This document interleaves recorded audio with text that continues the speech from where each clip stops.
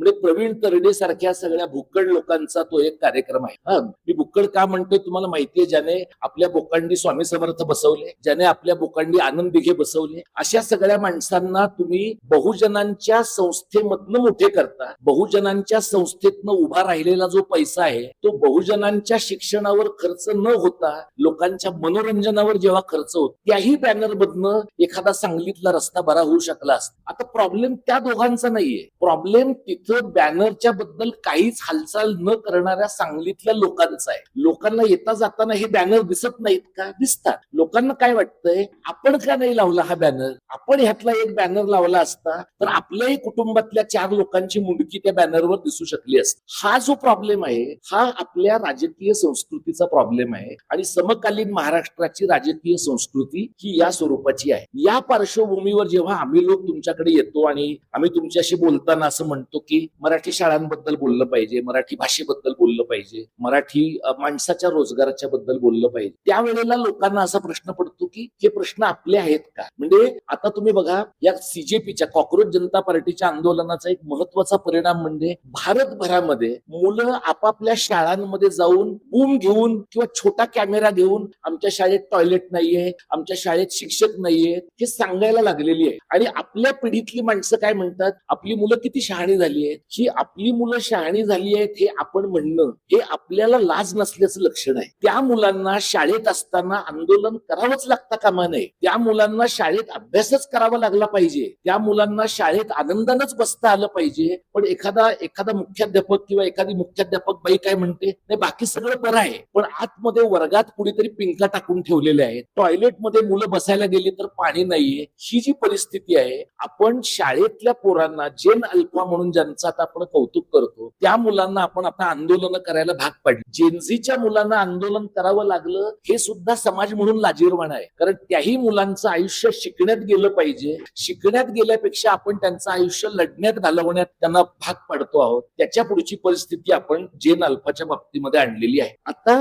मगाशी प्राजक्तानं सांगलीच्या बद्दल सांगितलं, सर एकूण धर्म आणि महाराष्ट्राच्या बद्दल बोलले, रोहितनं परिसीमनाचा काय परिणाम होणार आहे ते सांगितलं. परिसीमनाचा जो मुद्दा आहे डिलिमिटेशनचा, त्याचं विधेयक सरकारने एकदा आणलं आणि ते महिला आरक्षणाला जोडलं आणि त्यामुळे ते योग्य पद्धतीने पडायलाच पाहिजे होतं. पण त्यावर सरकार काय म्हणालं, विरोधकांना बायकांचं आरक्षण नको आहे. आरक्षणाचं विधेयक आधीच मान्य झालेलं आहे. आरक्षणाबद्दल कोणाच्या मनात काही शंका नाही. यांना काय करायचं आहे आणि ते महाराष्ट्राच्या दृष्टीनं का महत्वाचं आहे की उत्तर भारतातल्या लोकसभेच्या सदस्यांची संख्या एवढी वाढेल की विंध्य पर्वताच्या खालच्या लोकांच्या सदस्यांची संख्या काही असली तरी त्यांच्या मताशिवाय वरचं सरकार तगू शकलं पाहिजे. म्हणजे आपल्याला द्रविड प्रांतातल्या लोकांच्या मताची गरज पडणार नाही. द्रविड प्रांतातले लोक किमान स्वाभिमानी तरी आहेत. महाराष्ट्रातल्या लोकांचा तर स्वाभिमान कधीच गुवाहाटीला नेऊन त्यांनी विकलेला आहे. त्याच्यामुळे आपल्याकडे स्वाभिमान नावाची भानगडच नाही. त्यामुळे आपल्या राज्याचा प्रॉब्लेम असा आहे की आपण अंशतः स्वाभिमानी लोक आहोत. मध्येच आपल्याला झटका येतो, शिवाजी महाराजांची जयंती असते, महाराजांचा राज्याभिषेक असतो आणि मग लोकांच्या एसयूवर मागे जगदंब म्हणून लिहिलेलं असतं. संभाजी महाराजांच्या सारखी दाढी लोक वाढवतात. लोकांना असं वाटतं की स्वाभिमानाची हीच व्याख्या आहे. त्यामुळे समकालीन महाराष्ट्राच्या बद्दलचा विचार करताना आपण हे पाहिलं पाहिजे. मला काही लोकांनी असं म्हटलं की सांगलीची परिस्थिती फार खराब झाली आहे, सातारची पण झाली आहे, कोल्हापूरची पण झाली आहे, बेळगावची पण झाली आहे. हा वसंतदादांचा जिल्हा आहे.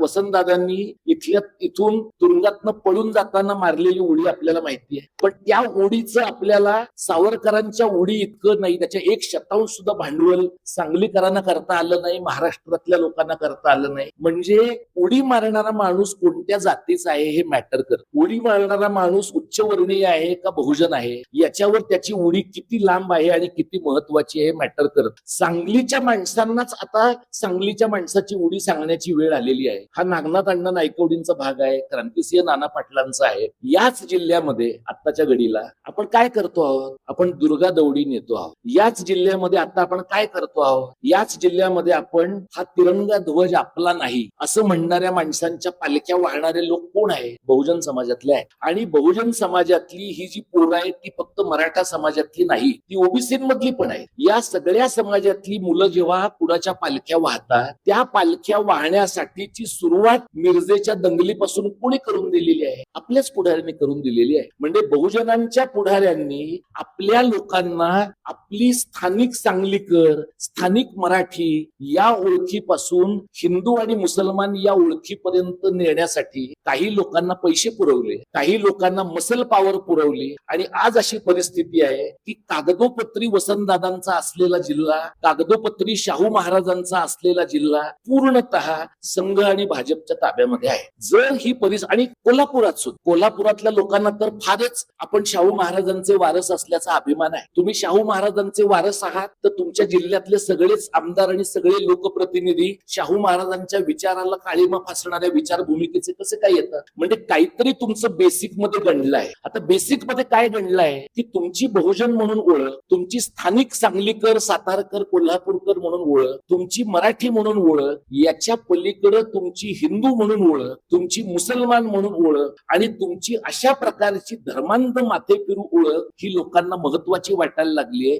आणि त्याच्यामुळं तुम्ही साधा विचार करा, इथं आज या घडीला जर मी इथं आपल्या चर्चेमध्ये शिवाजी महाराजांच्या वरचं एखादं काळी 5 मध्ये आवाज देणारं व्याख्यान ठेवलं असतं तर इथं बसायला लोकांना जागा मिळाली नसती. प्रॉब्लेम हा आहे की आपल्याला महाराष्ट्राच्या बद्दल चिकित्सेचं काही बोलायचं नाही, चिकित्सेचं काही ऐकायचं नाही आणि बहुजन समाजानं इथल्या उत्सवीकरणामध्ये, एकूण इव्हेंट करण्याच्या मानसिकतेमध्ये आणि पैसे कमावण्याच्या मानसिकतेमध्ये म्हणजे आपले सगळे पुढारी, सर्व पक्षीय पुढारी हे कोण आहेत? हे कागदोपत्री म्हणजे फ्लेक्सवर ते लोकनेते आहेत, प्रत्यक्षात ते कंत्राटदार आहेत. फक्त कंत्राटदार आहेत. छोटा कंत्राटदार, मोठा कंत्राटदार, महाकंत्राटदार एवढेच आहेत ते, त्याच्या पलीकडे ते काही नाहीये. आणि त्यांच्या दृष्टीनं म्हणजे मगाशी प्राजक्तानं जे सांगितलं, शक्तीपीठ मार्ग हा शक्तीपीठ मार्ग नाहीच आहे, तो अदानी पीठ मार्गच आहे. गडचिरोली मधल्या खाणीमधली सगळी खनिज अदानीला विना अडथळा गोव्यातल्या समुद्रापर्यंत नेता यायला पाहिजे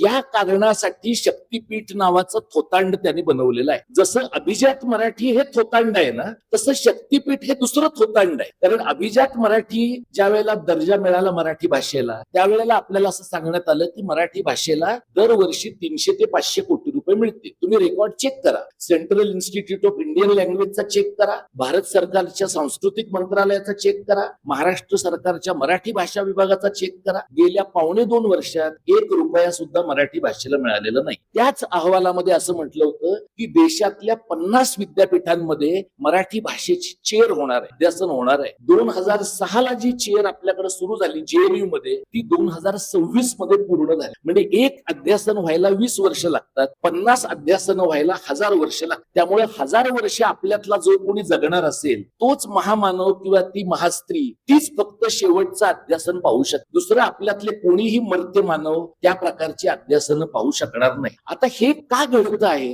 हे यामुळे घडत आहे की आपण संयुक्त महाराष्ट्राच्या लढ्यामध्ये लढलो. संयुक्त महाराष्ट्राच्या लढ्यामध्ये वारा कोठारींच्या सारखा माणूस लढला, अत्रे लढले, विदर्भामध्ये माडखोलकरांच्या सारखा माणूस लढला, बाबासाहेबांचा शेकाप लढला, शेड्यूल कास्ट फेडरेशन लढला, शेतकरी कामगार पक्ष लढला, ही सगळी मंडळी लढली. आता आपल्याकडे सांगलीमध्ये, साताऱ्यामध्ये, कोल्हापुरात, म्हणजे मी सांगलीतला विट्याचा आहे, आमचं घर एकदम काँग्रेसवाल्यांचं घर. आणि काँग्रेसवाल्यांचं म्हणजे काय, एका टप्प्यापर्यंत चव्हाण साहेबांचं आणि नंतर दादांचं. म्हणजे काँग्रेसचं असं घर नसतं माझ्या माहितीप्रमाणे, ते चव्हाण साहेबांचं असतं किंवा दादांचं असतं आणि मग वारसा हक्कानं ते पवार साहेबांकडे येत. अशा पद्धतीनंच ते घर पुढे पुढे आलेलं आहे. तर आमच्या घरामध्ये झालेली परिस्थिती अशी आहे की चव्हाण साहेबांच्या बाबतीमध्ये काहीही चिकित्सा माझ्या घरात मी कधीच ऐकली नाही. चव्हाण साहेबांनी दादांना मिठी मारली तरी ती ऐतिहासिकच भेट आहे. चव्हाण साहेबांचं दादांशी बिनसलं तरी तो ऐतिहासिकच दुरावा आहे. त्यामुळे राज्यशास्त्राचा अभ्यासक म्हणून मला स्वतःला जेव्हा करायला लागलं की चव्हाण साहेब संयुक्त महाराष्ट्राच्या लढ्यात नव्हतेच. संयुक्त महाराष्ट्राच्या लढ्यात ते काठावर होते. भांडणारे लोक SM जोशी, डांगे होते, शिव्या खाणारे लोक अत्रे होते. जेथे नेहरू हिरे चव्हाण तेथे आता काळे निशाण असं लिहिणारा माणूस अत्रे होता. आणि चव्हाण साहेब त्यावेळेला असं म्हणत होते की नेहरू आणि महाराष्ट्रात निवड करायची आली तर मी नेहरूंची निवड करीन. पण चव्हाण साहेबांनी अत्यंत हुशारीनं राज्याची स्थापना झाल्यानंतर शेकाप फोडला, शेड्यूल कास्ट फेडरेशन संपवलं. पश्चिम महाराष्ट्रातले लोक याला बेरजेचं राजकारण म्हणतात. ते का बेरजेचं आहे? कारण ते आपल्या फायद्याचं आहे. महाराष्ट्राचा तुम्ही विचार केला तर ते वजाबाकीचं राजकारण आहे. कारण ज्यांनी महाराष्ट्र मिळवला ती माणसं महाराष्ट्र मिळाल्यानंतर सत्तेतच आली नाही. संयुक्त महाराष्ट्र महाराष्ट्र समिती जर 62 साली सत्तेत आली असती तर ज्या प्रकारचं द्रविडी राजकारण तमिळनाडूमध्ये उभं राहिलं, कदाचित महाराष्ट्र केंद्रीय राजकारण महाराष्ट्रात उभं राहिलं असतं. त्यामुळे महाराष्ट्राच्या स्थापनेपासूनच आपलं जे राजकारण आहे ते काठाकाठाचं राजकारण आहे. ते दिल्लीला शरण जाण्याचं राजकारण आहे. चव्हाण साहेब दिल्लीत गेल्यानंतर सुद्धा आपल्या लोकांची काय पद्धत आहे म्हणण्याची, सह्याद्री हिमालयाच्या मदतीला धावून गेला. तुम्ही मला उलट एक उदाहरण सांगा की हिमालय थोडा पाय उचलून खाली आलाय आणि सह्याद्रीला मदत करतो म्हणलाय, असं हिमालयाच्या जन्मात कधी घडलेलं नाही. म्हणजे धाकटा भाऊ सह्याद्रीच आहे आणि सह्याद्री हिमालयाच्या मदतीला गेला म्हणून सह्याद्रीला हिमालयाने काही बोनस दिलाय, सह्याद्रीबद्दल कृतज्ञता व्यक्त केली आहे, वार्षिक अहवालात नोंद केलेली आहे, असंही घडलेलं नाहीये. आणि हा आपला जुना प्रॉब्लेम आहे. म्हणजे थोरल्या बाजीरावाच्या काळापासून दिल्लीश्वरोवा जगदीश्वरोवा असं म्हणण्याची आपली पद्धत आहे. आणि त्याच्यामुळे आपल्या महाराष्ट्र गीतात पण आपण काय म्हणतो, दिल्लीचेही तख्त राखतो महाराष्ट्र माझा. कशासाठी आपण बॉडीगार्ड आहोत का, आपण सिक्युरिटी पर्सनल आहोत का, आपण दिल्लीचं तख्त जिंकत का नाही, आपण दिल्लीचं तख्त फोडत का नाही. इतर म्हणजे आपल्याला आनंद कशात आहे, औरंगजेबाच्या छावणीच्या कळसाचं सोनं काढून आणलं याच्याबद्दल, संताजी धनाजी बद्दल आपल्याला कौतुक आहे. पण छावणीचा कळस कापला हे शौर्य आहे, पण पुरेसं शौर्य नाही ना. दिल्लीमध्ये महाजी शिंद्यासारखा ताकदवान माणूस म्हणेल त्या माणसाला सुलतान करू शकत होता, मग महाजी शिंद्यांनीच सुलतान व्हायला काय प्रॉब्लेम.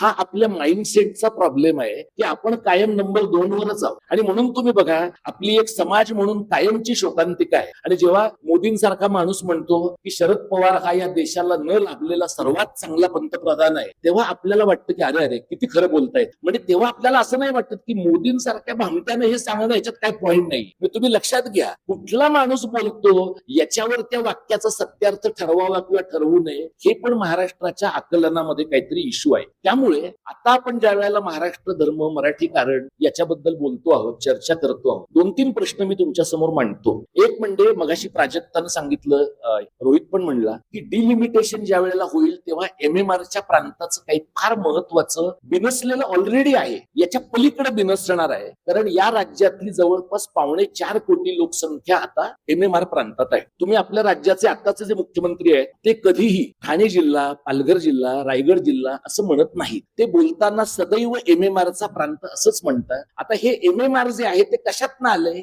MMRDA मधनं, म्हणजे Mumbai metropolitan regional development authority नावाची एक अथॉरिटी काँग्रेसनं तयार केली. का तयार केली, कारण मुंबई महानगरपालिकेवर सतत शिवसेनेचा ताबा होता. त्यामुळे इथल्या विकास कामावर आपलं पण नियंत्रण पाहिजे म्हणून काँग्रेसनं एक समांतर यंत्रणा निर्माण केली. आता ते MMRDA हे समांतर मंत्रालय आहे. तुम्ही त्यांचं बजेट काढून बघा, जवळपास 30 ते 40 हजार कोटीचं त्यांचं बजेट आहे आणि 4.25 कोटी लोकांचं आयुष्य हे लोक ठरवतात. या 4.25 कोटी लोकांमध्ये जवळपास 1.5 ते 2.25 कोटी लोक हे उत्तर भारतीय आहेत. त्यामुळे आता परवा रिक्षावाल्यांचा प्रश्न आला, साधनाने मगाशी त्याचा उल्लेख केला. रिक्षावाल्यांचा प्रश्न आला, तुम्ही तुमच्यापैकी काही पत्रकार मंडळींना मी ते शेअर केलंय. रिक्षावाल्यांनी काय मराठी शिकायचं आहे याचे काही 8 पानी एक छोटी पुस्तिका आपल्या सरकारनं केली आहे. ती पुस्तिका आपलं पहिलीतलं पोर सुद्धा 4 दिवसामध्ये क्लिअर करू शकते, इतकी टुकार पुस्तिका आहे. त्याच्यामध्ये काय आहे, ताई बसा, दादा उतरा, या टाईपची 10-20 वाक्य आहे. अशी वाक्य तुम्ही ती चेक करून पहा. तुम्ही ती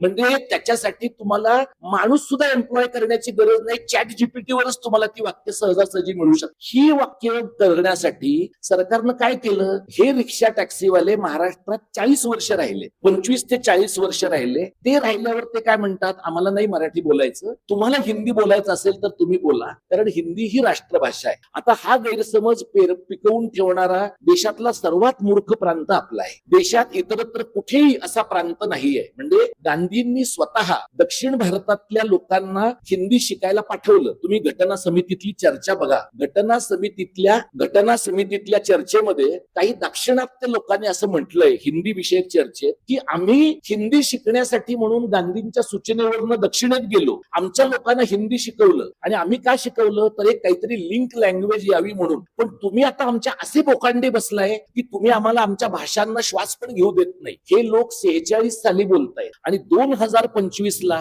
जेव्हा हिंदीच्या विरोधातलं आंदोलन आम्ही सुरू केलं तेव्हा आम्हाला उल्हास पवारांना सांगावं लागलं की हिंदी राष्ट्रभाषा प्रचार समिती ही बोगस संस्था आहे, कारण या देशाला राष्ट्रभाषा नाहीये. तर किमान तुम्ही हिंदी प्रचार करा, तुम्हाला फारच वेळ जात नसेल तुमचा तर, पण राष्ट्रभाषा हा शब्द तरी काढून टाका. पण मग परिस्थिती आणखी वाईट काय झाली, दादांचं पद गेलं आणि तिथे महान आपल्या खासदार मेधा कुलकर्णी तिथे आले. त्यामुळे आपला समाज आगीतनं फुफाटत गेला. म्हणजे आता त्या मेधा कुलकर्णी मराठी लोकांच्या घरोघरी जाऊन हिंदी शिकणं कसं आवश्यक आहे हे मराठी पालकांना शिकवणार आहे. म्हणजे हा प्रॉब्लेम आपला आहे की हिंदीला आम्ही जो केलेला विरोध आहे तो मराठी कारणाच्या चळवळीचा भाग काय आहे. हिंदीची आणि आपली लिपी सारखी आहे. आज तुम्ही उत्तर भारतामध्ये गेलात, मगाशी प्रकाश परब सरांनी हिंदीवाल्यांनी पण स्वतःच्या भाषेचा कसा विकास करावा याच्याबद्दल सांगितलं. उत्तर भारतामध्ये अवधी, ब्रज, बुंदेलखंडी, मगही, भोजपुरी या पण भाषा आहेत. पण या सगळ्या भाषा ते लोक बोलतात. जनगणनेमध्ये मात्र फक्त हिंदीचा उल्लेख होतो.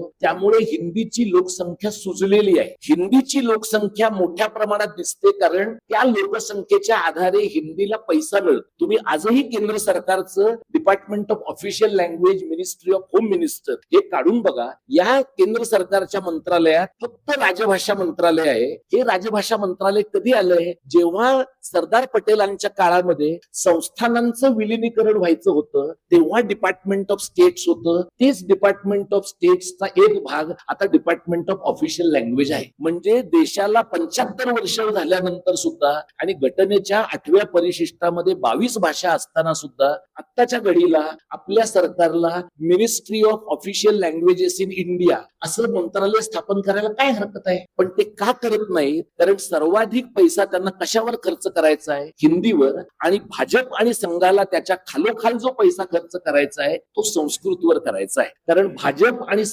हिंदी आणि संस्कृत हा त्यांच्या कल्चरल हेजिमनीचा, सांस्कृतिक वर्चस्वाच्या एकूण राजकारणाचा एक अत्यंत महत्वाचा भाग आहे. त्यामुळे हिंदीला जेव्हा आम्ही विरोध केला त्यावेळेला राज्याचे मुख्यमंत्री असं म्हणले की लोकांचा इंग्रजी सारख्या परक्या भाषेला पाठिंबा आहे पण भारतीय भाषांना विरोध आहे. खरं तर त्यांनी असं म्हणता कामा नये होतं कारण त्यांची मुलगी स्वतः सीबीएसईच्या शाळेमध्ये जिथं हिंदी आहेच असं नाहीये. त्यामुळे ज्यांचं स्वतःचं इंग्रजीवर एवढं प्रेम आहे त्यांनी लोक हिंदीला विरोध करतात याच्याबद्दल आक्षेप घेण्याचं कारण नव्हतं. आम्हाला जी भीती होती आणि आजही आहे ती भीती अशी आहे की हिंदी आणि मराठी या दोन्ही भाषा जर पहिलीपासून किंवा बालवर्गापासून मुलांना शिकवल्या गेल्या तर दोन्हीतल्या लिपी साधर्म्य आणि वैधर्म्यामुळे आणखी काही वर्षांनी मराठी ही हिंदीची पोटभाषा वाटायला लागेल. आजच तुम्ही बघा ज्यांची मुलं नातवंड इंग्रजी माध्यमात जात आहेत अनेक ठिकाणी मुलांना इंग्रजी बोलायला जमत नाही, मराठी बोलायला परवानगी नसते म्हणून मुलं हिंदीत बोलतात. आमच्या माहितीतली काही मुलं मी सोचून सांगतो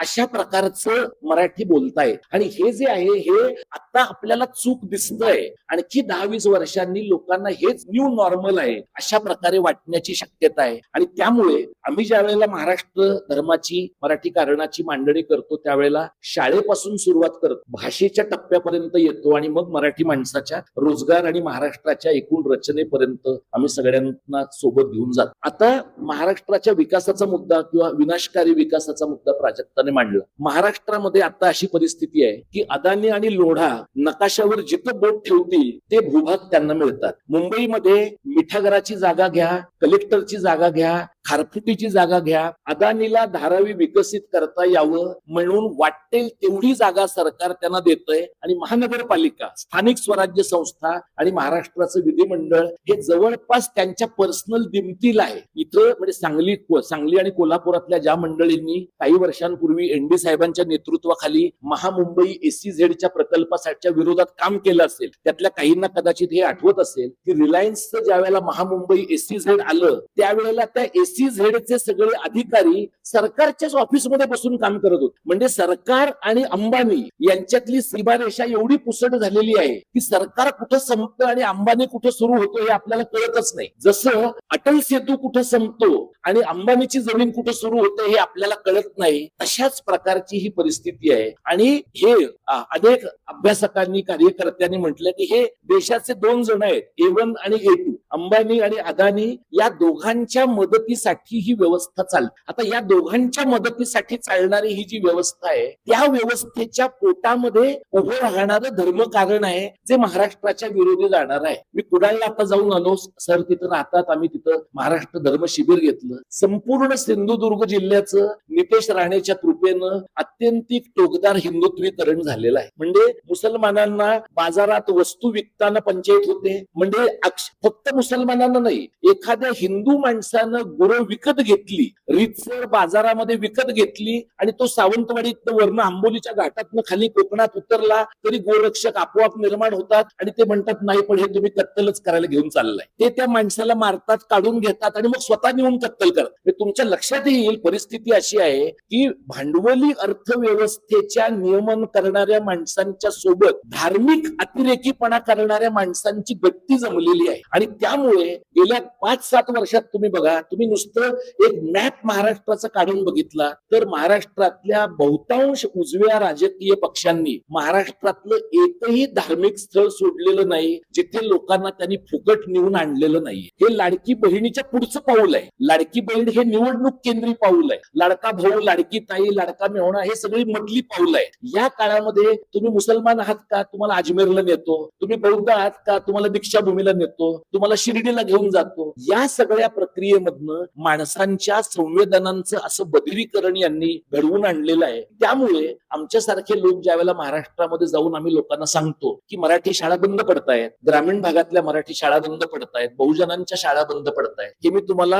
ओरोसचं उदाहरण सांगतो जिथं मराठी शाळांचा 20,000 लोकांचा मोर्चा तिथल्या स्थानिक मंडळींनी काढला. नितेश राणे त्या मोर्चाला सामोरे आले होते आणि तिथे ते मला असं म्हणाले, आम्ही व्यासपीठावर होतो तर ते मला असं म्हणाले की बाहेरच्या लोकांनी आम्हाला मार्गदर्शन करता कामा नये. त्यांच्या दृष्टीनं बाहेरचा म्हणजे कोण, जो सिंधुदुर्गाच्या बाहेरचा आहे तो त्यांच्या दृष्टीनं बाहेरचा. तेव्हा मी त्यांना म्हटलं की सिंधुदुर्ग तुमचा आहे पण महाराष्ट्र आपल्या सगळ्यांचा आहे. आणि शाळा जेव्हा बंद पडतात तेव्हा मुलांवर परिणाम होतो पण मुलींवर परिणाम जास्त होतो. आणि त्याच वेळेला मी त्यांना असं म्हटलं की ग्रामीण भागातल्या शाळा बंद पडल्या त्याचं एक महत्वाचं कारण शहरी भागातल्या इंग्रजी माध्यमाच्या शाळांची दुकानदारी हे पण आहे. तर त्यावर ते मला असं म्हणाले पण मग लोकांनी चांगलं शिकायचंच नाही का. आता इंग्रजी माध्यमाच्या दुकानांमध्ये चांगलं शिकायला मिळतं आहे असं वाटणारा माणूस त्या जिल्ह्याचा पालकमंत्री आहे. हा आपला सांस्कृतिक कुपोषणाचा भाग आहे. हा आपल्या राजकीय कुपोषणाचा भाग आहे. आता या प्रकारच्या शक्तीच्या विरोधात तुम्ही कसं लढणार. म्हणजे सिंधुदुर्गामध्ये तुम्हाला नितेश राणेच्या विरुद्ध संघर्ष करायचा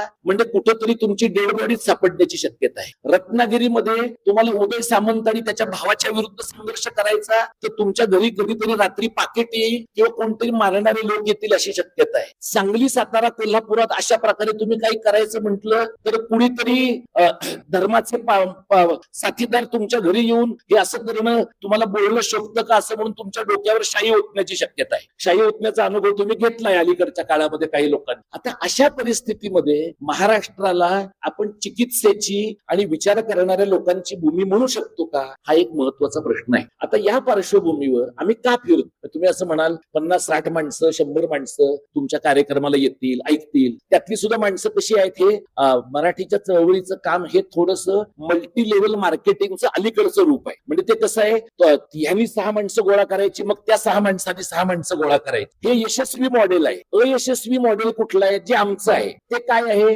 की मी एकाला सांगायचं त्या एकाने 4 जणांना सांगायचं पण त्यातल्या एकानेच यायचं. हे अयशस्वी मॉडेल आहे. म्हणजे सांगतोय खूप लोकांना आपण प्रत्यक्षात लोक काय म्हणतात. मुफीद मुजावर जातोय ना आल्यावर त्याला विचारू की काय झालंय, लोक होते का नाही हे पण त्याला विचारू. हे काय मॉडेल आहे. हे मोबिलायझेशनचं पुरेसं यशस्वी न झालेलं मॉडेल. आता हे मोबिलायझेशनचं मॉडेल का नाही यशस्वी होत कारण मोबिलायझेशनची यशस्वी झालेली 4 ते 5 अपेक्षा भंग केलेली मॉडेल तुमच्या समोर आहेत. एक आहे बाळासाहेब ठाकरेंच्या शिवसेनेचं ज्यांनी तुम्हाला सांगितलं की सकाळी तुम्ही मराठी आहात संध्याकाळी तुम्ही हिंदू आहात त्यामुळे तुम्ही मुसलमानांना झोडपल्याशिवाय तुम्हाला सुख चैन लाभणार नाही. मग त्यांचं ऐकून लोकांनी 92 साली दंगली केल्या. मग एका टप्प्याला उद्धव ठाकरेंच्या पक्षाला लक्षात आलं की अरे हिंदूंपेक्षा मुसलमान आपल्याला जास्त मतं द्यायला लागले आणि मुसलमानांच्या असं लक्षात आलं काँग्रेसपेक्षा शिवसेना भरोसा ठेवायला जास्त बरी आहे. हे बघा तुम्ही चेक करा गेल्या 5 वर्षात घडलेलं आहे. राहिला राज ठाकरेंच्या मनसेचा पक्ष जो मराठीवादी आहे त्यांना मध्ये असं लक्षात आलं की आपण मराठी केलं लावरे तो व्हिडिओचे सगळे प्रयोग केले पण मराठी लोकांच्या डोक्यात प्रकाशच पडेना. मग ते असं म्हणाले की मराठी बांधवांना जाऊ दे आता आपण हिंदू बांधवांकडे जाऊया. मग ते हिंदू बांधवांकडे गेले आणि ते म्हणले मुसलमानांनी जर भोंगे वाजवले तर त्या मशिदी पुढे जाऊन आम्ही हनुमान चालीसा म्हणू. आता हनुमान चालीसाच म्हणायची मराठी काही म्हणण्यासारखं त्यांच्या पटकन लक्षात नाही आलं कारण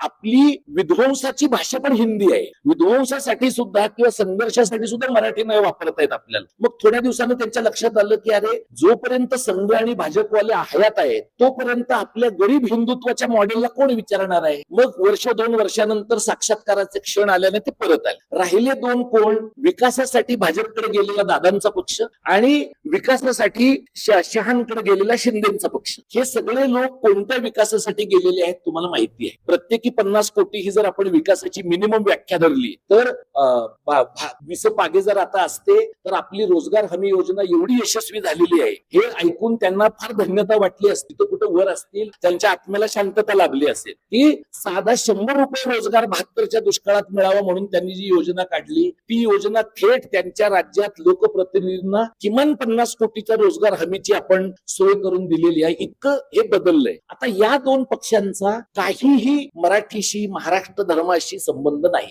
यांचा कशाशी संबंध आहे, दिल्लीची नजर कुठे आहे याच्याशी संबंध आहे. राहिला 5वा पक्ष तो पवार साहेबांचा आहे. आता त्याच्याबद्दल मी तुम्हाला काय सांगू, म्हणजे माझं भाषण सुरू होताना तो कुठे आहे आणि संपताना तो कुठे असेल याच्याबद्दल आपल्याला सांगता येण्याची शक्यता कठीण आहे. आता माझे काही मित्र आहेत त्यांच्या पक्षातले, त्यांना माझा फार राग येतो. त्यांचं असं म्हणणं आहे की तू कशाला शत्रुत्व घेतोस किंवा त्यांच्याबद्दल तू बोललंच पाहिजेस. प्रश्न असा आहे की बाळासाहेब ठाकरे आणि शरद पवार आणि जॉर्ज फर्नांडिस या 3 माणसांच्या बद्दल महाराष्ट्राच्या राजकारणाची चिकित्सा न करताना न बोलणं हे भेकडपणाचंच लक्षण आहे.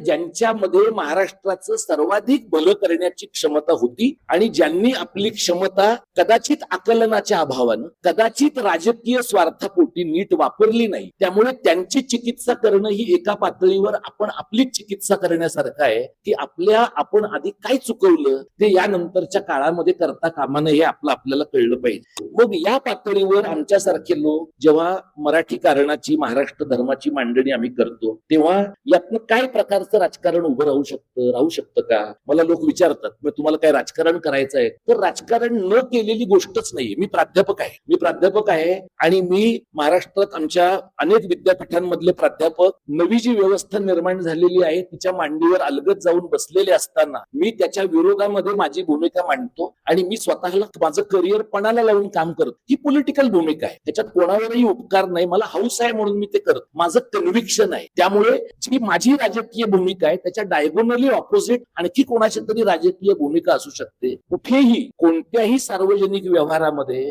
राजकीय नसलेली अशी भूमिकाच नाही. त्यामुळे अराजकीय असं काही नसतं, अराजकीय अशा प्रकारची मांडणी असत नाही. हा एक अत्यंत महत्वाचा मुद्दा या मराठी कारणाच्या निमित्ताने मला आपल्या सगळ्यांच्या समोर मांडायचा. आणि आज आता आम्ही तुमच्या समोर शेवटचे जे काही 2-3 मुद्दे सांगायचे ते सांगतो आणि मी थांबतो की मराठी कारण असं ज्यावेळेला आम्ही म्हणतो त्यावेळेला मराठी माणसांचं नवं राजकारण उभं राहू शकतं का. आता असं आहे बघा की उत्तर भारतीयांना मारण्याचे आपल्याकडे काही कार्यक्रम झाले, दक्षिण भारतीयांना मारण्याचे काही कार्यक्रम झाले. मराठी शाळा बंद पडण्याला उत्तर भारतीय जबाबदार आहेत का. उलट पालघर आणि रायगड जिल्ह्यामधल्या काही मराठी शाळा उत्तर भारतीय मुलांच्यावर चालू आहेत, कारण मराठी लोकांची मुलं त्या शाळांमध्ये मराठी लोकांची मुलं कुठे जात आहेत, सीबीएसई आयसीएसई बोर्डाच्या शाळांमध्ये जात आहेत. आदिवासींची मुलं, धनगर समाजातली मुलं, महाराष्ट्र सरकारच्या डोक्यात अशा काही सक्षमीकरणाच्या ऍबनॉर्मल कल्पना आहेत. त्यामुळे मध्यंतरी त्यांनी आदिवासी समाजातली मुलं पाचगणीच्या निवासी शाळांमध्ये पाठवली आणि त्याचा फायदा फक्त शाळांचा झाला, कारण दरवर्षी